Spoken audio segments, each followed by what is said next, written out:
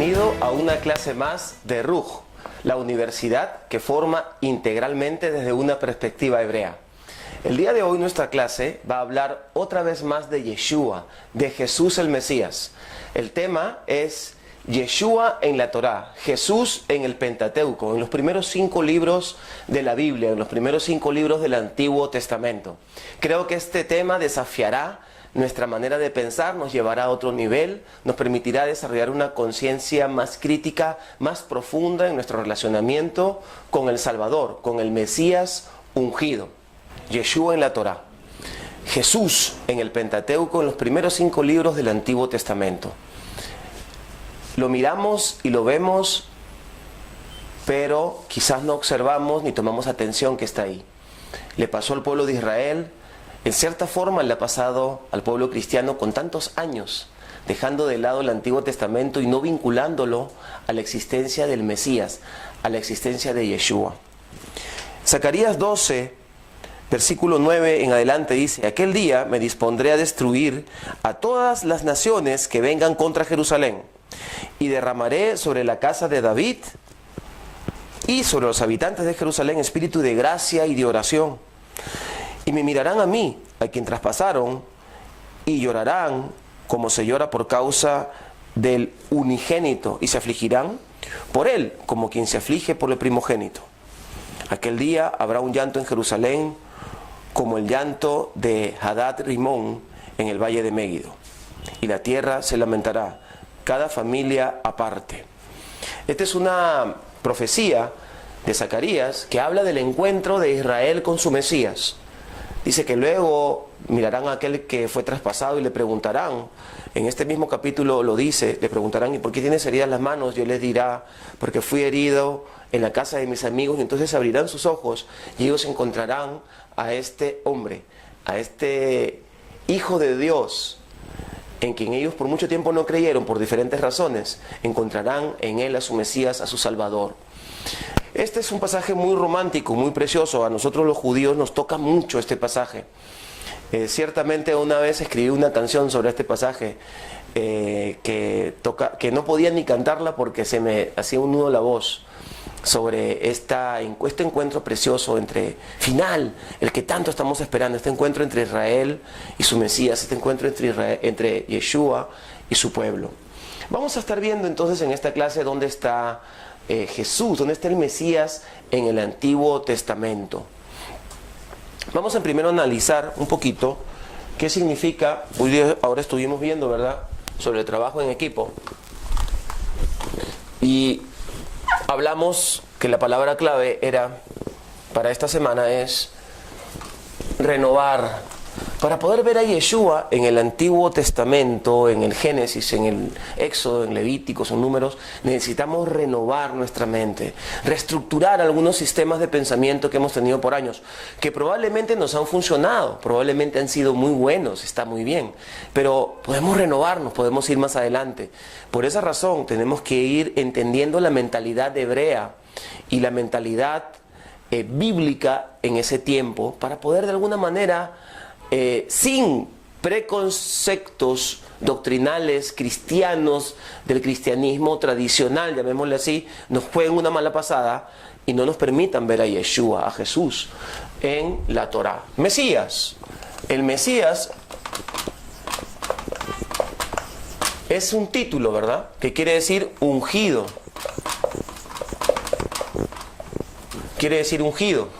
Separado para, diferenciado de, ungido, ¿no? Que se dice en hebreo Mashuach. Mashuach es literalmente como una persona que está untada con algo o está cubierta, y de eso lo hace que sea diferenciado de o separado para. Este es el concepto básico, inicial de la mentalidad hebrea acerca de una persona, un hombre que iba a ser separado para traer libertad, para traer salvación, renovación, restauración dentro del pueblo hebreo, el pueblo escogido por Dios. Bereshit, Aleph, Peret Ejad. dice, Bereshit bara Elohim et hashamayim ve'et haaretz, ¿no? En el principio Dios creó los cielos y la tierra, y eso fue algo que cambió una realidad que le encontró. Le encontró una realidad, más adelante lo explica, donde todo estaba desordenado y vacío, y él hizo una creación o una recreación. Ahora, este pasaje o esta primera etapa la podemos tomar de otra forma, que algunos expertos, algunos eruditos lo manejan de esta manera. Quiere decir que había habido otra creación anterior a la que él iba a hacer más adelante. Aquí, por ejemplo, vemos que en la Biblia textual dice, en el principio creó Elohim los cielos y la tierra, pero la tierra llegó a estar desordenada y vacía, y había tinieblas sobre la faz del abismo, y el Espíritu de Dios se movía y se cernía sobre la faz de las aguas.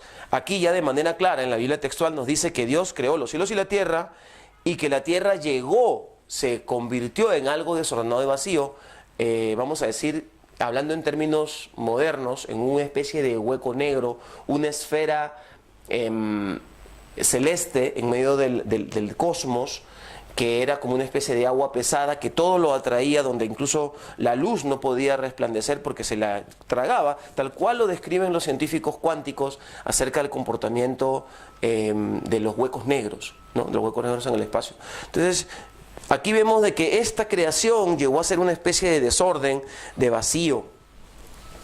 Y ya nosotros desde aquí podemos ver claramente que Dios tiene una actitud de redención. Cuando Dios se acerca a este lugar, hay una actitud de redención, hay una actitud de restauración cuando encuentra esto desordenado y vacío. Leemos en Apocalipsis, claramente dice de que en el principio de las cosas del mundo ya había sido inmolado el Cordero. Y ahí nos está hablando de Yeshua, del Mesías, de Mashiach. Ya había sido inmolado, ¿para qué? Para eso, para poder renovar, redimir, restaurar. Y esa fue la actitud, la forma en la que Dios llega a esta posición. Vamos a escribirlo en hebreo, ¿verdad? Vamos a escribirlo en hebreo para analizar por qué sí podemos encontrar al Mesías desde este comienzo de la Torá.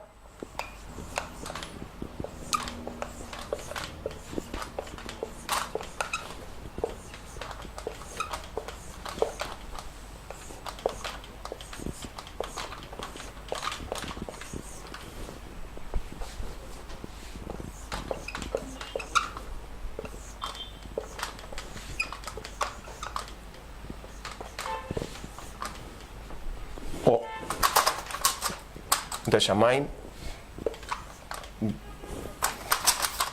et hashamayim be et haaretz. Bereshit bara Elohim et hashamayim be et haaretz. En el principio creó Elohim la tierra, los cielos y la tierra. Los cielos está en plural, porque son varios cielos. Este pasaje que es Génesis, ¿no? Es Bereshit. Bereshit, ¿no es cierto? Aleph 1, versículo 1. Este versículo es un versículo clave y muy importante para encontrar un rastro claro y sin precedentes acerca del Mesías, de Yeshua a Mashiach. Cuando estas palabras fueron escritas en la Biblia original, en la Biblia primera, cuando Moshe la entrega al pueblo para que la estudie, para que la conozca, para que la memorice, no fue entregado con palabras, sino era todo corrido. Vamos a decir que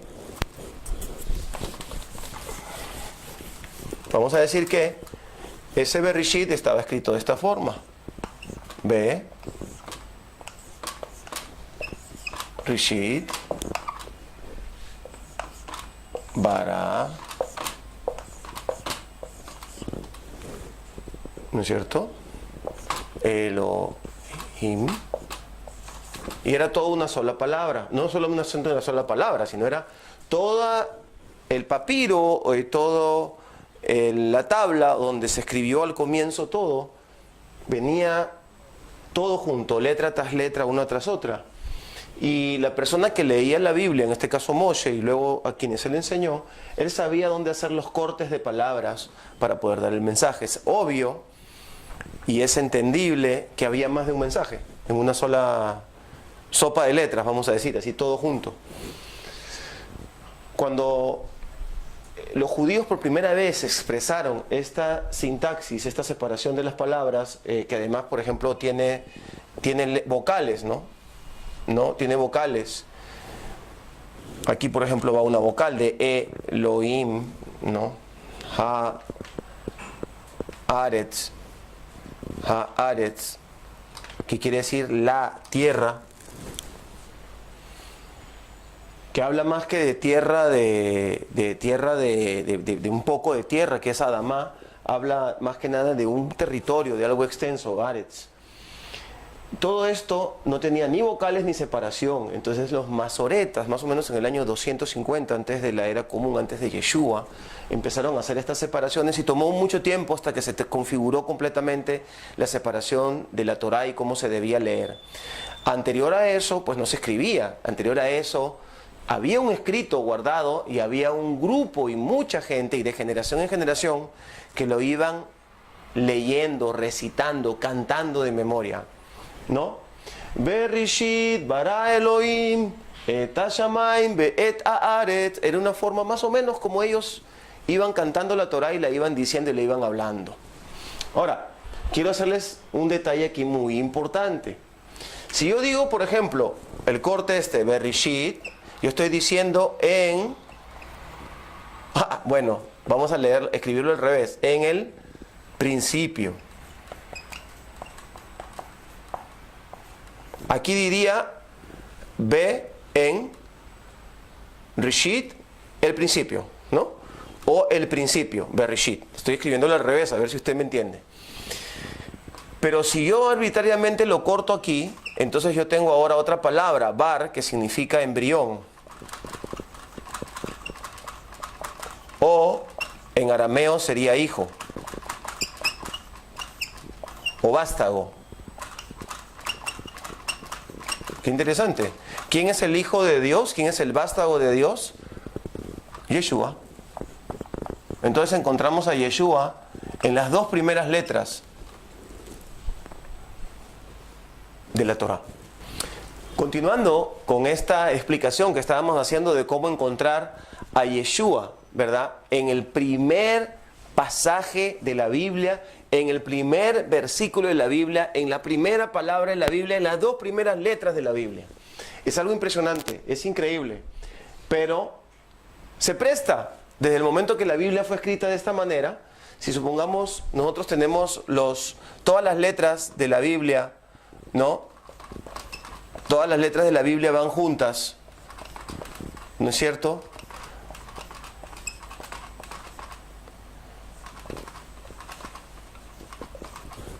Y van así, y está escrito en un libro de esta forma. Entonces, yo podría leer de varias formas. Puedo leerlo así, puedo leerlo así, puedo leerlo así, puedo leerlo así, puedo leerlo inclinado, y puedo encontrar miles y millones de mensajes en solamente una hoja o una cara escrita en la Torá.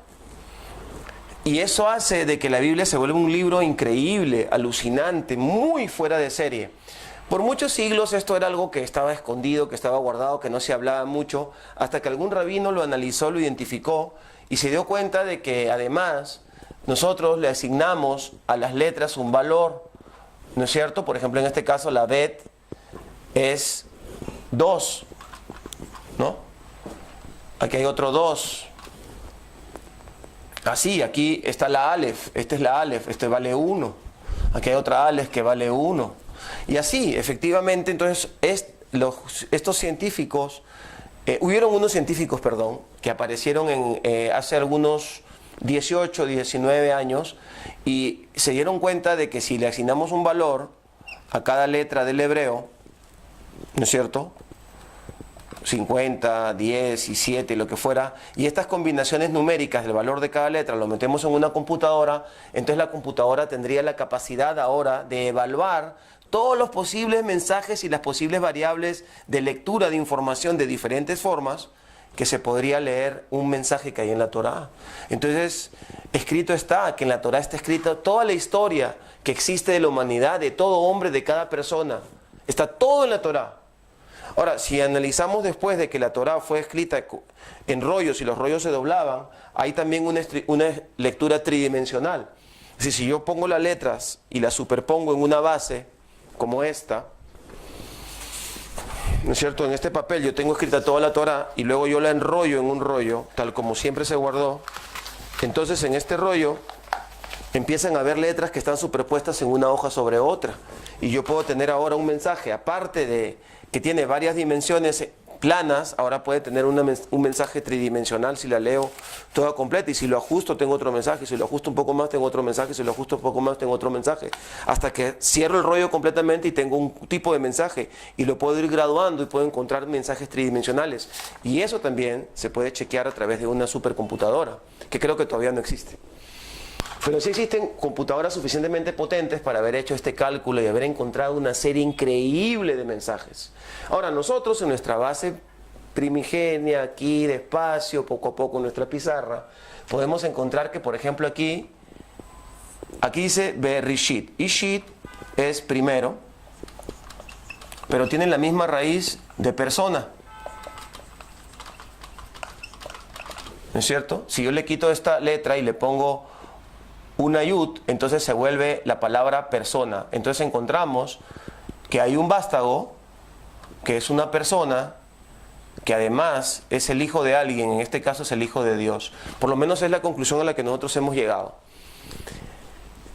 No es fácil hacer este estudio, pero lo iremos haciendo poco a poco y tendremos un curso especial acerca de hebreo bíblico, acerca de los mensajes intrínsecos o ocultos de la Torá, los códigos que están ocultos de alguna manera. Iremos buscando interpretar y entender algunas cosas con una mentalidad hebrea y lo cruzaremos con Salmos, lo cruzaremos con los libros del Tanaj, cruzaremos esa información también con el Nuevo Testamento y encontraremos muchísimas cosas.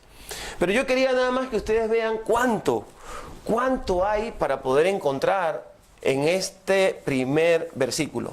Algunos sabios dicen que toda la Torá está en el primer versículo. Dicen, no, toda la Torá está en la primera palabra del Génesis 1:1. Está toda la Torá, todo el mensaje, y es verdad. Por esa razón nosotros nos pusimos a investigar. Si es que los sabios dicen de que todo está contenido en esta palabra, quiere decir entonces que yo puedo hacer lectura de un lado a otro, de este lado al otro, y luego también puedo utilizar todas estas otras palabras, donde nuevamente encuentro la palabra bar por segunda vez, ¿no es cierto? Y dice que este bar tiene que ver con boré, que quiere decir construir. Y luego nos vamos a Juan 1:1, donde dice que por él fueron hechas todas las cosas. Sin él nada de lo hecho hubiera sido hecho. Es decir, el que el constructor del universo fue Yeshua, fue el Hijo. Porque él era la palabra de Dios. Él era la voz de Dios que salía de dentro de Dios, siendo el propio Dios, para poder construir y hacer todas las cosas. Él es la luz. La primera luz que apareció en el universo, es decir, el poder y la energía que permitido que existieran todas las cosas. Por eso luego